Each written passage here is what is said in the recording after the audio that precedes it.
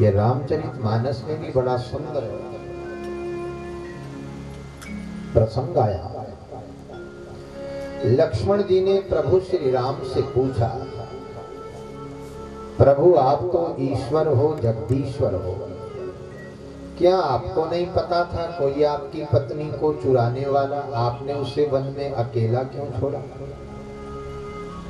यदि कोई उसे वहां से ले गया तो क्या आपको पता नहीं होना चाहिए था कि वो कहाँ है? भगवान मुस्कुराए, लक्ष्मण मुझे सब कुछ ज्ञात है। मेरे बार बार रूप धारण करने से, बार बार अवतार लेने से इसका अर्थ ये नहीं कि मेरा ब्रह्मत्व समाप्त हो गया। जैसे सोने के आभूषण को बार बार आकृति बदलने से कोई सोना लोहा थोड़ा नहीं बन जाएगा, सोना रहता है। इसलिए ईश्वर कहते मैं वही ब्रह्म हूँ, मैं वही ईश्वर हूँ, जगदीश्वर हूँ। लेकिन लीला स्वरूप जब धरती पर अवतरित होता हूँ तो देखने वाले को लगता कि ये सचमुच पत्नी के विरह में रो रहा है। वास्तव में प्रभु श्री राम जानते हैं कि मैंने अपनी पत्नी को तो अग्नि के पास रखा है, फिर रो किस लिए रही है? ये पंचवटी में भगवान श्री राम ने जानकी को अग्नि के पास रख लिया। तो वहां से तो छाया रूपी जानकी बाहर आई, जो रावण लेकर के गया वो तो छाया रूपी जानकी थी। कहते लक्ष्मण यही मेरी माया है, क्योंकि माया के वशीभूत होकर के हम भी लीला करने लग जाते हैं, क्योंकि जो माया के प्रपंच में माया जैसे कहती वैसे उसे नाचना पड़ता है। बताइए प्रभु ये माया का स्वरूप क्या है? कहते बस समझने भर की बात है, ज्यादा नहीं। क्या है माया? कहते मैं अरु मोर तोर ते माया, इन्हीं जीव बस कीन्ह निकाया। मैं और मेरा बस इसी में ही माया बसती है। जिसने मैं करी वो संसार में डूबता चला गया। और मैं कौन करता? बकरा करता है ना। पर बकरा भी तभी तक मैं करता जब किसी के हत्थे ना चढ़ जाए।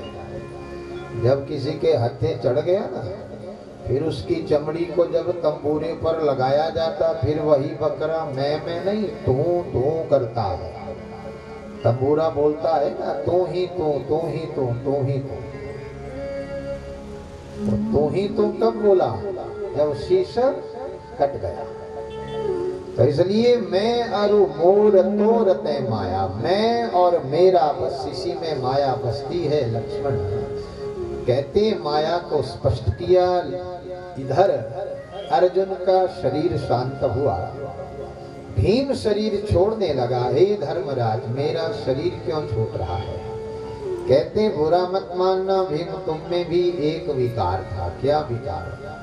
कहते अपने हिस्से का तो खा लेते थे, हमारे हिस्से का भी डकार जाते थे। जो दूसरों के हिस्से पर भी दृष्टि रखता है ना, वो भी अपने लिए विनाश को ही निमंत्रण देता है। होना क्या चाहिए? तेरा तो तेरा भैया, पर मेरा भी तेरा है। कोई बात नहीं, साथ तो कोई जाएगा नहीं। पर जिसने ये भाव रखा मेरा तो मेरा पर तेरा भी, वो स्वयं तो पतन के रास्ते पर अपने वंश अपने कुल को भी विनाश की ओर धकेल गया। क्योंकि कोई एक वंश में कुल में गलती करता है तो उसका पाप पीढ़ी दर पीढ़ी उसका फल भोगती रहती है। और यही ठीक इसके विपरीत है। कोई अच्छा कर्म करता है, अच्छा बीज अपने जीते जी हो जाता है, तो उसी अच्छे बीज के फल को पीढ़ी दर पीढ़ी आगे उसका फल भोगती है। ये कर्म है। इसलिए भीम ने शरीर छोड़ा। अब युधिष्ठिर जी महाराज अकेले आगे पैदल चलने लगे, विशाल पर्वतों को लांघते हैं, जिनके पीछे पीछे एक कुत्ता भी साथ चलने लगा। युधिष्ठिर जी महाराज की अंतिम परीक्षा चल रही है। कहते साक्षात धर्मराज प्रकट हो गए। चलो युधिष्ठिर जी, तुम्हारे जीवन के इतने पुण्य कर्म हैं कि तुम्हें सशरीर हम स्वयं स्वर्ग ले जाने के लिए आए।